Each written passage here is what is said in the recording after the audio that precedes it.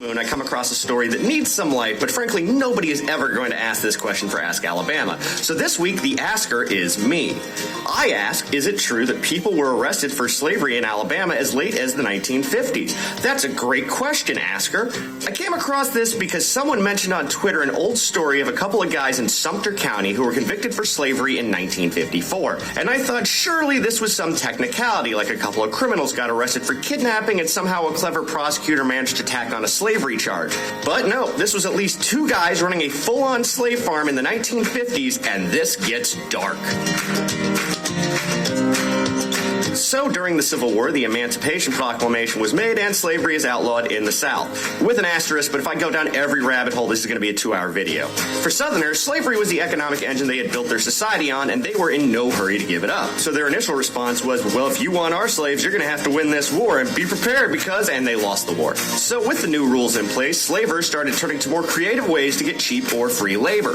They would have people sign contracts that basically re-entered them into slavery. Convict leasing meant the government would lock people up for crimes as minor as talking too loud near a white woman and lease them to corporations as slave labor. But a popular method was peonage, or debt slavery. Peonage works like this.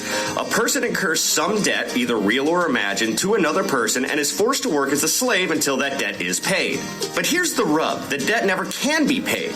Between interest inflating the debt and the cost of room and board being tacked onto it, it was mathematically impossible to ever pay off the debt, and presto, slave for life. In many ways, it was actually cheaper than slavery. Buying a slave could cost hundreds of dollars, but I read at least one story in the Washington Post of some guy being offered a ride, and during the ride he was offered a sandwich, which he accepted, and presto, slave for life. Anyway, peonage was outlawed in 1870, but of course the South doesn't change unless the federal government forces it to. So the practice of peonage continued unabated for decades after the Civil War, with local authorities not just ignoring it, but actively participating by having law enforcement return runaway debt slaves. But over time the word got out and it was largely shut down, and that brings us to the 1950s and the villains of this story, Fred and Oscar Dial. So because I couldn't find any pictures of them, and because at no point do I want you to forget that they are monsters, they will be depicted as Frankenstein and the Wolfman. Fred and Oscar Dial operated a farm in Sumter County, but when the busy season started and they were low on workers, they had a plan. They traveled to nearby Meridian, Mississippi, and found some guys in custody for failure to pay off some low-level fine. The Dials would pay the fine and take the convicts back to their farm to work off the debt, and presto, slave for life. And from what I've read, it seems like this happened more than once. In 1953, two such men were brought in from Meridian, Coyley Tanksley and either Herbert Thompson or Hubert Thompson. I've seen it different ways in different sources. Anyway, after over a month of working as a full-time slave, Thompson decided he had paid back the $50 he owed the Dials and tried to take off. But he was caught, and then Fred Dial had him tied to a bale of hay and forced 6 black workers at gunpoint to beat him within an inch of his life. 2 days later, he died, and his body was sent to a funeral home. It may seem weird to send the body of the person you just murdered to the funeral home like it was no big deal, but in this era and this area, it wasn't looked at as a big deal. The Dial brothers had absolutely no reason to think any local authority would bat an eye about a black farm worker covered in scars from a recent beating who winds up dead. What they didn't count on was the black-owned funeral home they sent Thompson's body to reaching out to the feds. Pictures of the body landed on the desk of the newly appointed U.S. Attorney for the region, Frank Johnson Jr. Here's what you need to know about Johnson. From what I read, he didn't care about the way things are done around here. He cared about federal law, period, and trafficking somebody across state lines for involuntary servitude and beating them to death was very much against federal law. Frank Johnson Jr. sent the FBI to the farm to investigate and ended up indicting Fred and Oscar Dial, as well as several other members of the prominent Dial clan for involuntary servitude or slavery, though he eventually dropped the charges for everyone but Fred and Oscar due to lack of evidence. During the trial, one of the character witnesses for the Dials ended up admitting he knew the Dials were beating black people on their property. The defense attorney freaked out and called for a recess and ended up chastising that witness for surprising everybody with his incriminating testimony. But the character witness genuinely didn't understand what he had done wrong and responded with something to the effect of, "It's not bad to beat black people in Sumter County, only he used the N-word. As the trial continued, some medical examiner tried to say Thompson died of pneumonia. And when the prosecutor asked about the scars, he attributed them to skin slippage after death. Even though it was an all-white jury in Alabama, they were not buying it. In the end, Fred and Oscar Dial were convicted in 1954 of forcing people into involuntary servitude, and Fred got an extra charge for peonage. This was the first conviction of this type in Alabama in the 20th century, and one of the last convictions for slavery of this type in the United States. But the judge only ended up sentencing them to 18 months apiece, even though they could have been jailed for up to a decade. Now you may be wondering, if that's all they got for the slavery, why not go after them for the murder? Because a murder charge would be under the jurisdiction of the state of Alabama, and in the 1950s, the state of Alabama's legal system was terrible. You may also be wondering, as I have, how you have never heard about slavery lasting until the 1950s. One of the Dial brothers lived until the 1990s, meaning a convicted slaver was alive at the same time Seinfeld. I'm going to open up right here with the book of Exodus, chapter 21, verse 16, and it reads, "And he that stealeth a man and selleth him, or if he be found in his hand, he shall surely be put to death." I'm going to give all praise and honor to Yahweh and his beloved son, Yahweh Shai, who the world ignorantly called Jesus Christ. Okay? And remember, the devil is a liar. Esau, Edom. Okay? Because they talking about 1950. And look what this reads right here. Black people in the U.S. were enslaved well into the 1960s. It's right there. It's right there in Texas. I remember this story in particular because guess what? I was born in the 1960s. And I know how I got treated and chased with gunshots in Louisiana. And that's a testimony.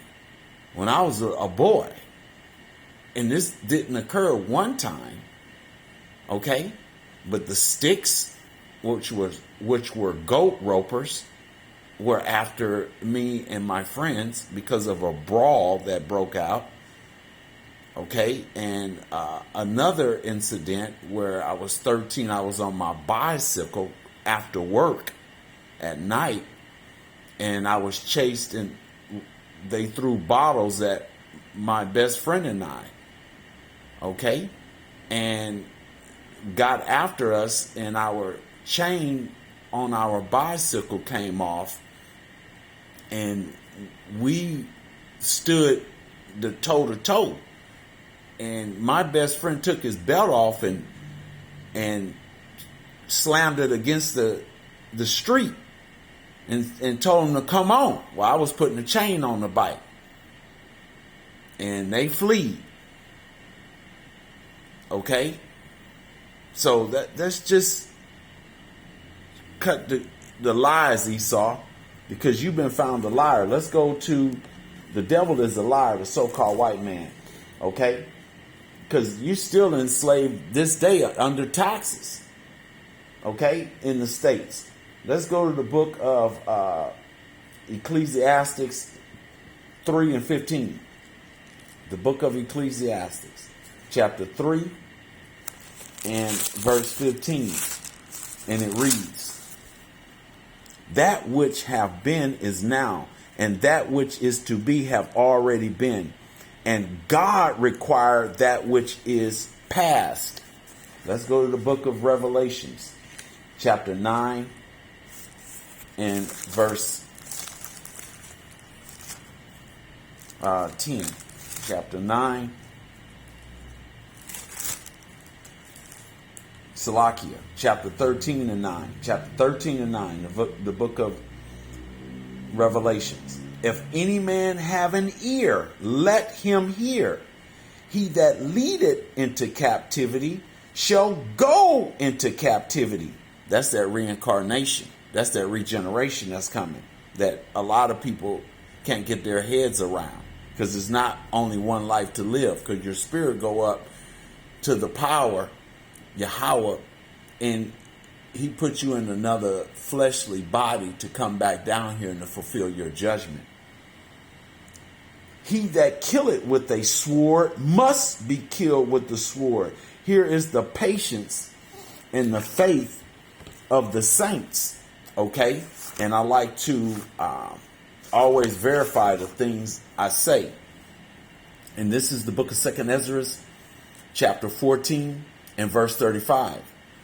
And it reads, "For after death shall the judgment come, when we shall live again.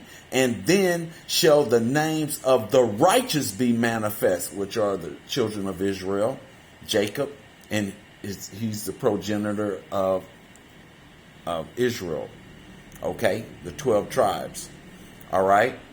"And then shall the names of the righteous be manifest, and the works of the ungodly shall be declared." So those works that's being declared of the ungodly are now. All right? Because this is an inquisition, Esau. Because so-called white didn't come out till 1681. It's right there in your background. Because they didn't want to be known as the Edomites. But guess what? The world know now. Okay? So I'm going to end it there and give double respect and honor to our apostles, our prophets, elders, and I want to just say Thawada, which means thank you very much. And also the Akim that's out there teaching with truth and sincerity to like-minded brothers, okay, that's risking their freedom and lives to do so. And I'm going to end it there and say Baba Kasha, Shalakra, Shalakra, Baba Kasha, Shalakra, and a Baba Bo. Shalom.